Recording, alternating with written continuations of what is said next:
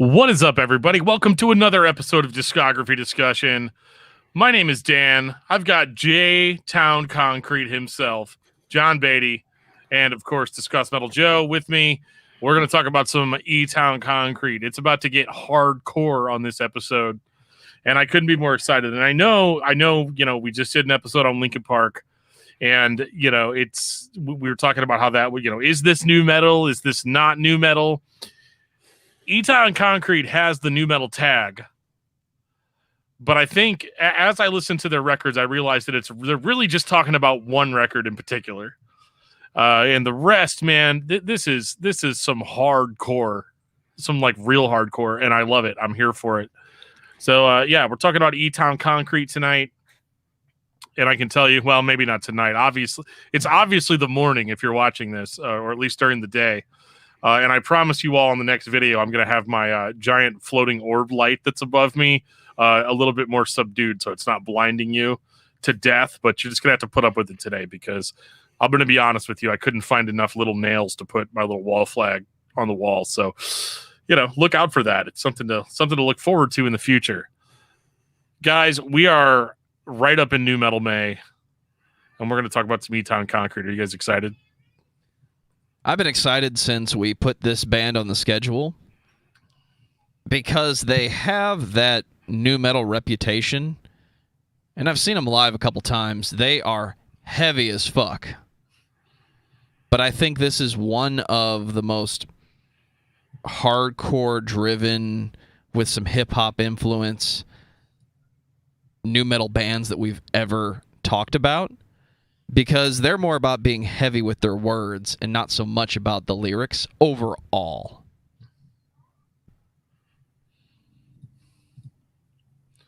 I guess we all have our own interpretations on what heavy lyrics are, but they definitely get into some real life stuff here, but it is also from a different perspective. So here's something interesting about the dissonance between talking about like a Linkin Park versus like a not necessarily like a Linkin Park. Like Linkin Park was like very relatable to suburban teenagers. E-Town Concrete comes from a much different and appeals to a much different demographic, I think, and in real life. So you got guys like John over there that maybe might relate a little bit better to E-Town Concrete's lyrics than something like a Linkin Park. And so that part of the reason I wanted to talk about E-Town Concrete during this, especially in approximation to a Linkin Park episode, was just to really show both sides of the spectrum as far as, mixing hip hop and heavy music. This is a whole different type of hybrid that I think in a lot of ways goes down a lot better with my own personal tastes than maybe something like a Linkin Park, even though I related to Linkin Park back in the day. But I'm going to stop talking about Linkin Park. I don't want anybody to be like, I can't believe these losers are comparing Linkin Park to E-Town Concrete right now. But this is the world that we live in, so here we go. Cosmetically, I agree with those people because this is not the mainstream onslaught that Linkin Park gave us in the early days. But if you're talking about mixing hip-hop with rock music, E-Town's one of the bands that people need to talk about more, I think. Because we all have our staples, but we don't necessarily talk about everyone who's at the conversation. That is fair enough. Let's jump right into the concrete head first. Well, before John says something more than incredible, I'm going to take this time to say thank you to everyone for listening to the podcast. Thank you for listening and for subscribing. If you are not a subscriber, then you can find everything Discography Discussion at discussmetal.com. We are on Spotify, Apple and Google Podcasts, TuneIn Radio, Stitcher, iHeartRadio. So if you have an Amazon Echo or a Google Home, you have no excuse. Ask it to play the latest episode of the Discography Discussion podcast, and it will. We're also on Facebook and on Twitter at Discuss Metal. Be sure to like, favorite, and subscribe. It really helps us out. It lets us know you're listening, and now Dan is going to tell us all about 5-star reviews. Well, to expand on what I normally talk about with 5-star reviews, leave us a 5-star review if you want to. Leave us a 1-star review if you want to. just let us know how we're doing. And at the end of the episode, I'll give you even more avenues that you can reach out to us and let us know how much you're enjoying the episodes, or if there are some other bands that you want to talk about. So we're here for it. Thank you guys so much for sharing the episodes and letting everybody know what we've got going on this podcast.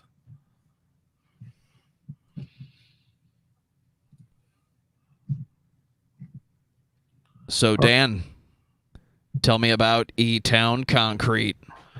E-Town Concrete. These guys have been around since 1995. And man, their first release definitely sounds like it's from 1995, and I'm totally here for it. I love these hardcore bands that like really rise to prominence in the 2000s, and you kind of get the idea that like there's some kind of new band that people are trying to push on you. But E-Town Concrete is very unique in that they've got the credentials. They've got the hardcore credentials. And their first album, Time to Shine, really starts this band off in the right pocket for me. 1998. So the first thing that you're going to notice is that this is a hardcore band. Like straight up a hardcore band. Not metalcore, not whatever any kind of cores that you can throw at it, Coors Light or anything, of that nature. This band is super heavy, and it's heavy in the way, like if you guys go back and listen to our Hatebreed episode, these guys bring a level of 90s heaviness that I think a lot of modern day hardcore bands don't have. And I don't know if it's just because the recording technology wasn't as good, or if nobody knew how to record this kind of music or whatever. But what you end up getting is kind of a wall of noise guitar sound. It's chunky in all the right ways. And what I really love about this band, even on this first record, is the vocals. Their vocalist is incredible. His name's Anthony Martini, but he goes by Ant Money or Ignorant Ass Ant. We're probably just going to call him Ant. I might call him Anthony. I don't know, but I like what he's throwing down here. It's a mixture of rapped vocals, but then like I think we're going to focus a lot on like his rapped vocals on this episode, but I don't want anybody to get the impression that this is not a hardcore vocalist, because this dude's got some pipes on him and he sounds aggressive as all hell. And he doesn't rap the entire time. I think that's worth noting that a lot of this is very straightforward punk influenced hardcore. And I really like his candor. I really like his delivery. I love the drumming on this record, and I love the guitar sound. It is unlike any of their other material. This record is kind of unique in that respect. It sounds like it came out in the 90s, and that's a sound that I kind of miss. And I'm a little sad that I didn't hear this record before we did the discography discussion episode, because I felt like this is something I should have been listening to for years. When the album is hardcore, it is hardcore. When the band lays back and fucking grooves, it's almost Candiria. Yeah, I actually do hear a little bit of that. I think a lot of that, again, is the production with Candiria, some of Candiria's music coming out around the same time. I don't think they're on the same tech level of a Candiria, nor do they need to be. Absolutely not. Nor do they need to be. But I appreciate that there even is a little bit of dynamics here where they kind of slow it down and go into more of a funk-influenced, like, hip-hop sound. They don't do it nearly enough on this record, though. This one stays pretty straight ahead hardcore. And the lyrics are real. The lyrics are in your face. And it's just hard. I mean, I wish there was more I could say about it, but like with hardcore records, it's one of those like, are you pissed off? Check this record out. So this E-Town is kind of funny because, like I think Dan said, most people, when you probably think of the band, you're thinking of, their major label release that, basically saw them on Ozfest and so forth and gave them the prominence where most people would know of them. To me, this is the first two records, especially this one, kind of are really what I think that sweet spot of what E-Town really is to a lot of people that knew of them at the time.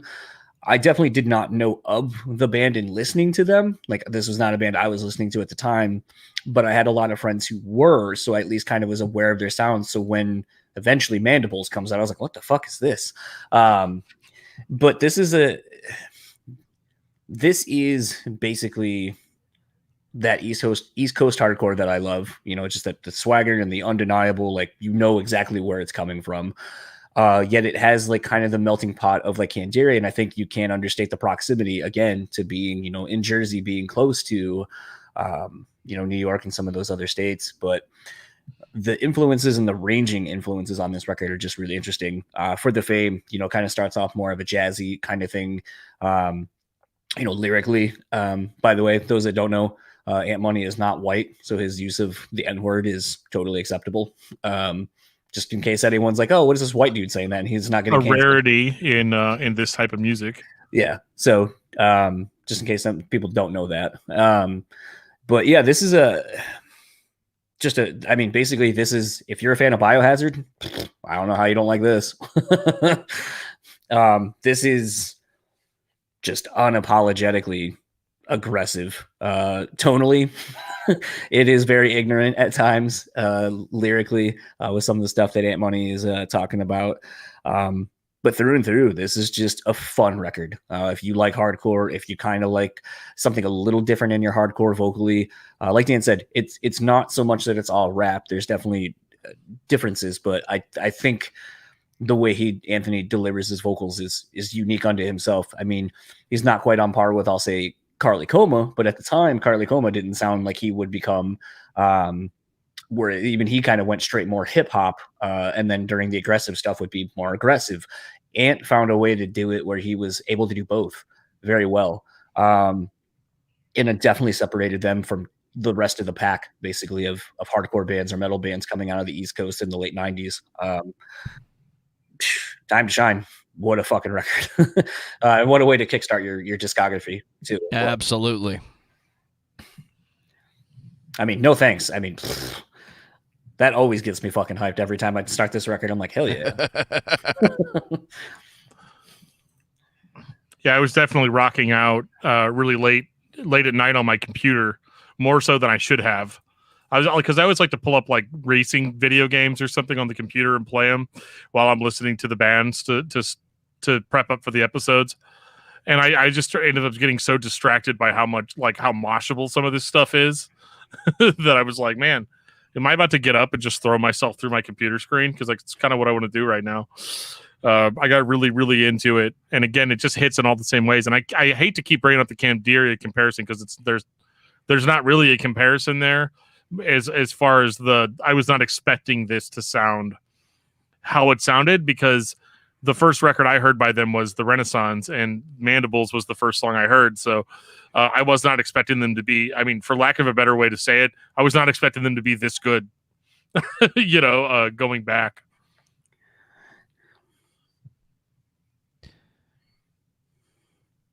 "2000, The Second Coming." Oh man.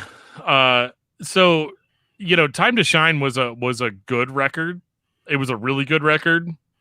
The Second Coming is a great record. Again, I know we say this a lot on the show, but this is E-Town Concrete with a budget and in an actual studio with years of songwriting experience under their belts. So with this, you get a much more intense wall of sound with the guitars. Vocally, I think Anthony sounds more aggressive than he did on Time to Shine, which he was very, very aggressive on that record. Well, what I like about this record is I feel like musically it's much more interesting than Time to Shine, because like I said, Time to Shine has one emotion. Angry, as John said, maybe even ignorant in a couple places. This is a much more refined version of that sound where they do take breaks. They do go into more mellow sections, and it contrasts with the ultra heavy stuff very, very well, to the point where, I find this to be basically the quintessential release by the band, as it's the best representation of what they were.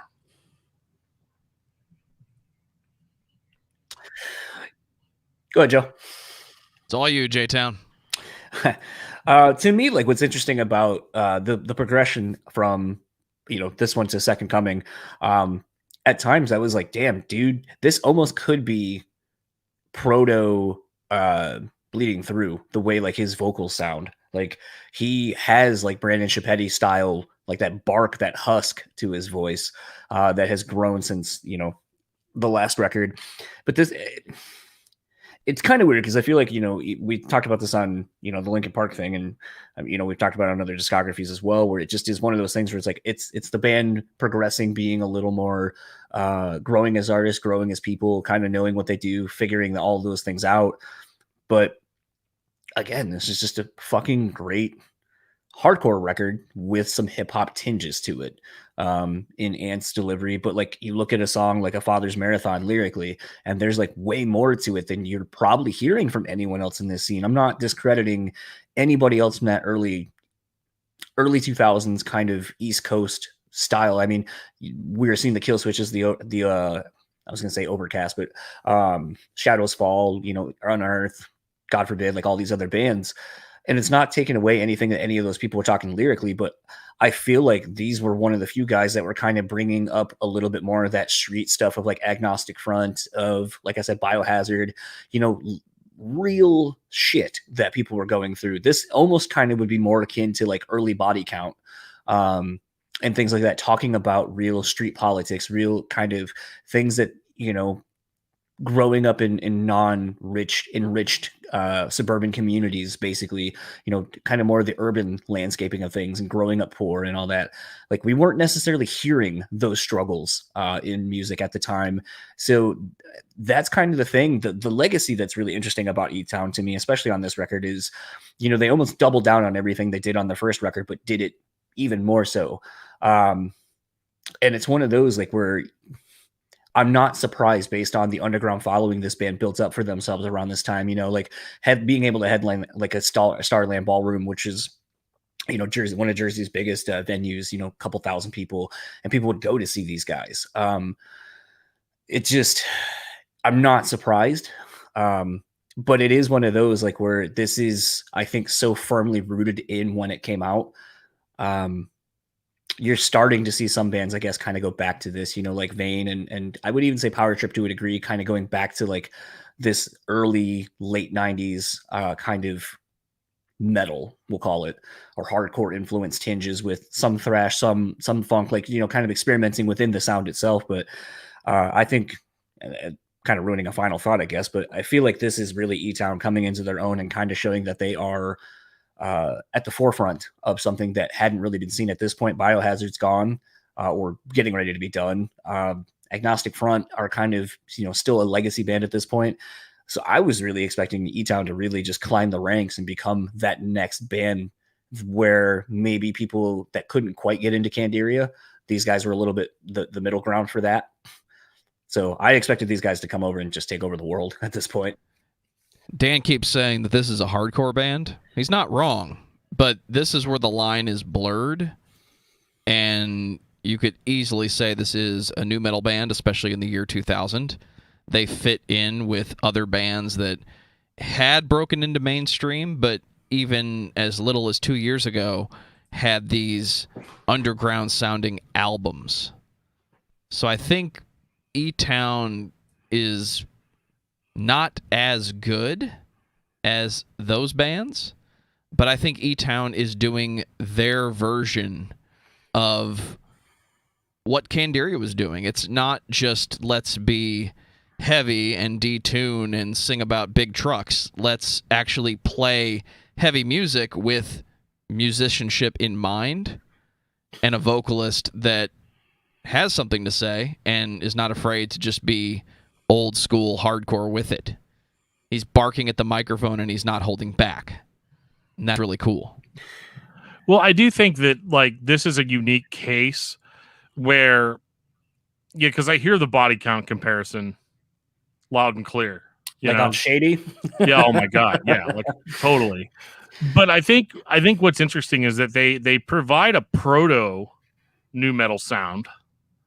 Even though they, this record may have came out in the middle of nu metal's heyday, I don't think that they were new metal on the last record. I think this record, there's tinges of it in some of the riffing. You'd mentioned, John, a Father's Marathon, which I'm running every single day.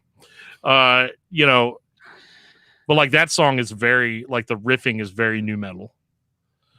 Just in the way that it builds and it has that melodic sensibility to it. Now Anthony's screaming over it in more of a hardcore way, but it's interesting hearing some of the directions they go in with this record, because not only are they proto new metal here, but they're also proto metalcore. In that sense, so they're dipping from both wells, in a way, and I don't think they're consciously doing that. I think they're a band that sounded how they sounded, and they got into a better studio. And they dropped this record on us, and like I said, I think it's the quintessential record. If somebody was to ask me what E-Town Concrete sounds like, The Second Coming all day long. Right. Time to Shine's really great too, but this one really, really, really steps it up in the sound quality department. Yeah. And the lyrics are much better on this record than they were on Time to Shine. There was definitely some maturity that took place between those two recordings, and who even knows when he wrote the songs on Time to Shine? Could have wrote those when he was 15, But I gotta say, this one really surprised me and came out of nowhere. Like I said, I'd really only been aware. Familiar with the Renaissance. Yeah, and this is so much more than that, and. Yeah, I can't get past it. This is a fantastic record, and I think you should stop this podcast right now, go listen to that record, and then come back. Yeah, and then come back, and then the rest of what we're going to say is going to be probably put into a little bit better perspective. 2003, The Renaissance.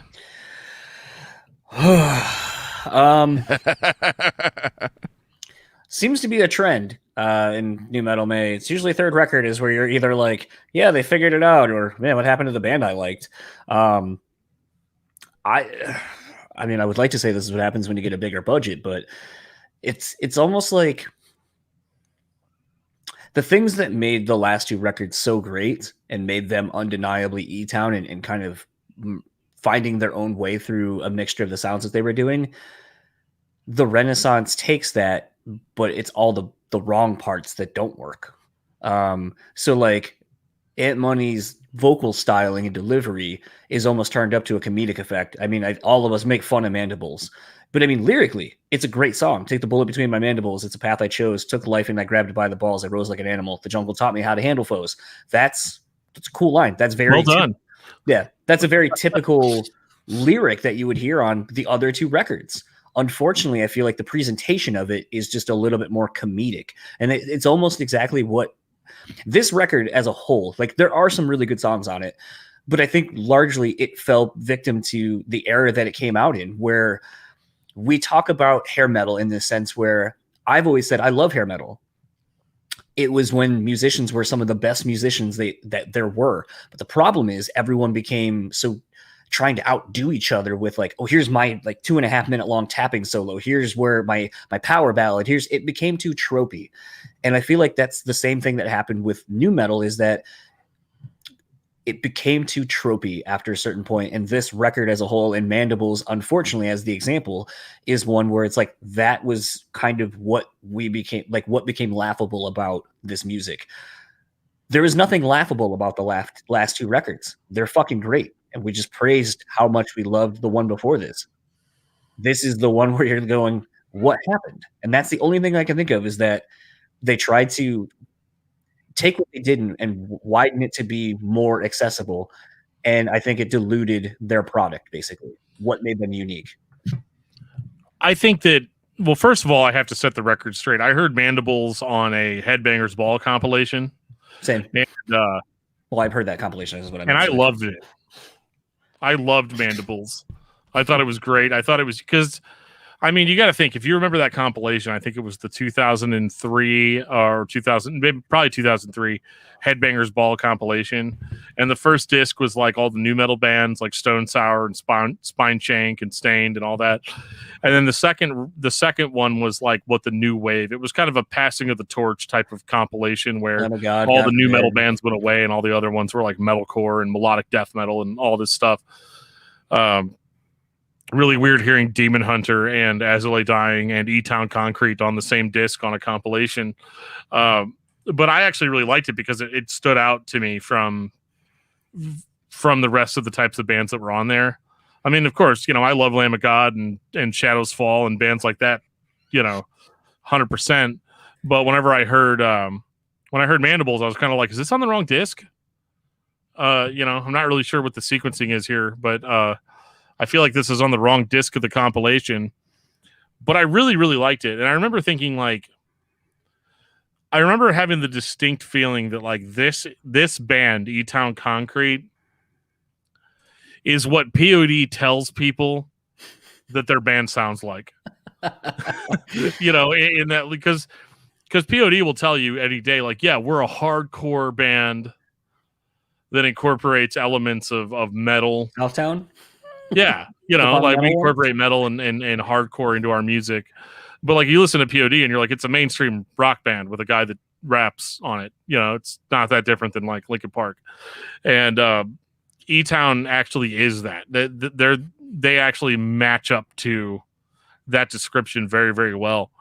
And so the Renaissance, if I had the perspective of Time to Shine and the Second Coming kind of like on my mind when I listened to the Renaissance, I probably would have been like,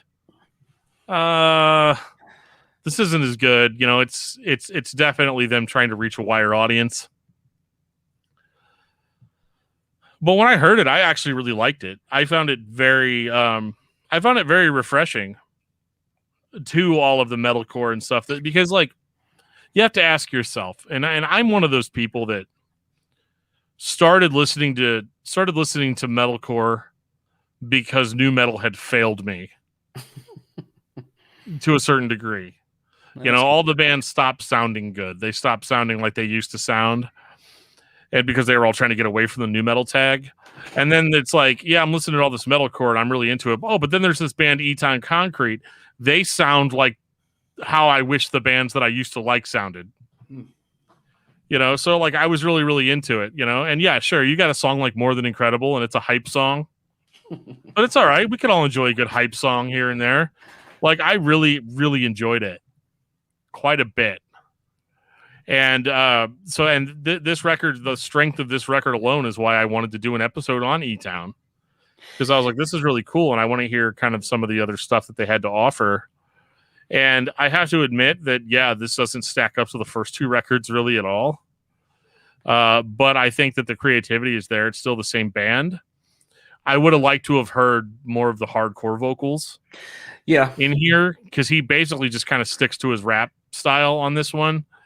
And I think it's cool, but I think that one of the biggest strengths of the Second Coming was his transition from like really guttural, like hardcore vocals to kind of that more hip hop influence vocal. And this one, you kind of get a little bit more of a one-dimensional record than I think that maybe they had ever really had before. So like overall, I think it's a really great release, but I don't think it's the best release for this band.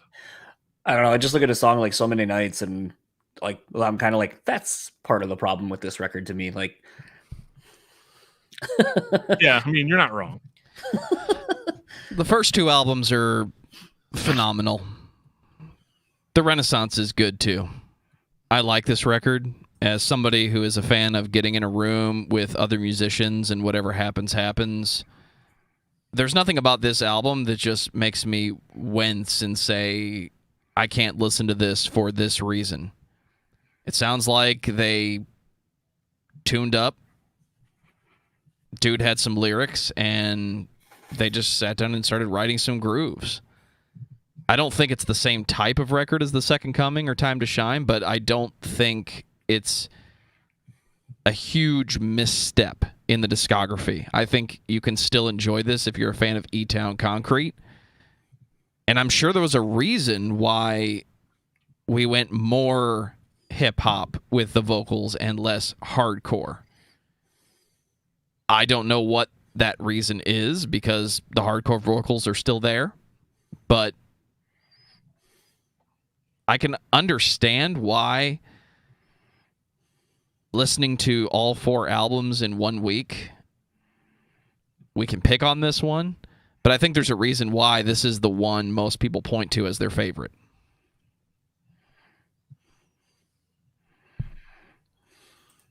Are we ready? Are we ready for war? It's 2004. We were made for war. Dude, can I just say how fucking badass Pariah starts off with that sample from fucking Independence Day? Oh my God. I mean, Dude. Independence Day is like one of the most clippable movies of all time, right? No peace. What do you want us to do? Die. Yeah, like, and that, goddamn, like, I don't know, and even like the lyrics to it, you know, choice between the devil you know and the devil you don't, use force to coerce compliance. Like, dude, we're back to like old Aunt Money, like just ignorant fucking lyrics. Who cuts the check? Pariah. Dude, and that's the funny thing is this is the true follow-up to The Second Coming. Yes, absolutely. You know, and I think that like a lot of the complaints that may have been lobbed at the band, I don't know if there were or not, but for the Renaissance, this was them being like, wait a minute, guys, whether they would admit this like publicly or not, this is where they're like, hey guys, this is what our band actually sounds like. You know, we've lost sight of what we were here to do. And now we found it again. You know, they're not 3 or 4 records removed from a certain style. So it's very easy for them to come in and be all like, yeah, we're going to put out a hardcore record, you know? So now it's one of those things where I was all like, yeah, if you're a fan of bands like P.O.D, check out E-Town Concrete. And now I'm like, hey, you like Hatebreed? you should check out E-Town Concrete, you know? And I think that for the most part, that's what the goal was, I think. From the beginning with this band is that they were a hardcore band first that had, you know, some hip hop influence thrown into it. Yeah. I mean, this is, I mean, as I'm listening to like Wide Awake right now, like there's like those like kind of weird dissonancy kind of like chords that, you know, some people would be like, oh, that's kind of a new metal-y kind of riff. But I mean, then very quickly is going into like a beatdown riff. Gotta always go beat down. When you're not sure, go beat down. Yeah, go beat down. But I mean, like, just as a whole, like, to me, this is one of those, like, the discography is so short. And even sort of like Joe said, when you listen to it all at once, there is the one record that doesn't feel like the rest. And I feel like that definitely was due to getting some mainstream popularity, getting on Ozfest, getting on some of these compilations, like, you know, got them, you know, onto a bigger label. And you're looking at bands like Shadows Fall, you know, kind of having success with, what was it? The Art of Balance, I think was their kind of quote unquote mainstream record. The War Within. Okay. But it's one of those, like, where I feel like they're seeing all their friends basically getting some mainstream success, having some viability, being a career band at this point around this era in 2004. And they're probably like, oh, we could do that too. We can, you know, I can sing. We can have more, you know, melodic parts that we've showcased. It just didn't translate. I don't know. I just feel like it was trying, like that record was trying too hard. And I feel like they went back to what they do and the strengths that they have. And then you're left with a fucking great record. I mean, even the end, the cover of There Goes the Neighborhood, like fucking awesome. Yeah, I mean, from beginning to end, this is just a straight ass beater of a record. Yeah. And that's all it needed to be. I think with a band like E-Town, it doesn't have to be complicated. No. Whether I think that the lyrics to Blood are kind of dumb, that's also still kind of, at this point, it's kind of part of their sound. You know, and I'm here for it. I'm here for the heaviness. I'm here for a band that figured it out. Yeah. I think the weird thing about E-Town is that they just never really caught on like some of the other bands have caught on. Mm-mm. And I think that's kind of a shame, but they are also very well remembered. And they're the kind of band that can show up on a festival for fun, as they say. Sometimes we'll play festivals for fun, but they've more or less since 2004 been gone. They just do usually like well, before pandemic, a lot of times they would do like one-off, like around Christmas time, if I'm not mistaken. They would do a reunion show at Starland, and then it would be like a bunch of like the old scene basically getting back together for that one-off. And those things, from what I like, are legendary shows. They're like reunion shows they do once a year. But I mean, I kind of dig the fact that they, very much like most of their career, have done things all on their own. Anthony basically now is managing big hip hop people, like, he's manager for Tyga and a handful of other people, and really transitioned unironically, I should say, into the real hip hop scene. And I'm not surprised that he found success in it. So it's one of those where, and I guess this will be my final thought. I think largely, E-Town Concrete gets overlooked. They don't get the credit they deserve for being kind of one of the innovators of what they were doing when no one else was really doing it, and kind of being not afraid to kind of wear their influences or their experiences, I should say, on their sleeve. I think if you're only familiar with the Renaissance, you really need to do yourself some homework and go back to either end of the discography after that record and before. That's the true E-Town. The E-Town that when people talk about why they miss the band, why they have a lasting legacy, that's the band that we're all talking about. If you're listening to this and you never listen to the Renaissance or only know it from Mandibles, go check out the rest of the record. There is some good stuff on it. But I think by and large, the first two and the last one are the band that we're all talking about when we talk about the brilliance of E-Town. Dan, what about you? I think that E-Town Concrete is one of the most important bands that you probably missed, and they might have restored your faith in this type of music if you'd given up on it a long time ago. These guys are the real deal, and I highly recommend. Well, they definitely picked up where they left off with Made for War. I think that is the best follow-up to the Second Coming, but there's also pieces of the Renaissance in there. So the band as a whole, do they deliver on that sound? The answer is yes. This hardcore-influenced, mislabeled nu metal, it's just a band of dudes that like to play heavy music who have the ability to play whatever they want. You can't be the heavy band in the room and then break into a funk groove and not have everyone take notice. We've talked about bands that just have funk influences being nu metal, but what is nu metal? Well, that's kind of what we're talking about this month. We talk about it every year. And this is one of those bands that it's easy to mislabel them as just nu metal, but there's more to it than that. There's punk rock, hardcore, funk, and just taste. When I listen to E-Town, I get taste from it. It would have been so easy for them to put out an album that was so overly produced that it would have failed miserably. There are some bad nu metal bands that might not be that bad if they kept it simple from a production standpoint like E-Town does. So if you're a fan of many of the hardcore bands we talk about on this show, this one's not as melodic, but they can be if they want to. And you should be listening to E-Town. It is one of the most enjoyable bands we've listened to in a long time. And even though they're really not around anymore, if they pop up, you should take a shot at seeing them live. It is absolutely worth your $10. Dan, what's your album of the week? Oh, it would definitely have to be The Crimson Corridor by Zayo.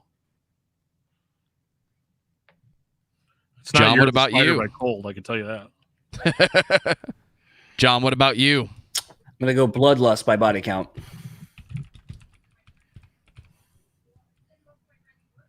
For me, it's Atomship, The Crash of 47. That was a pretty awesome interview we did with Derek Pardo and Chad Kent a few weeks ago, Dan. Absolutely. Absolutely. One of the best. I didn't have to do anything. I just sat back and let him do all the work.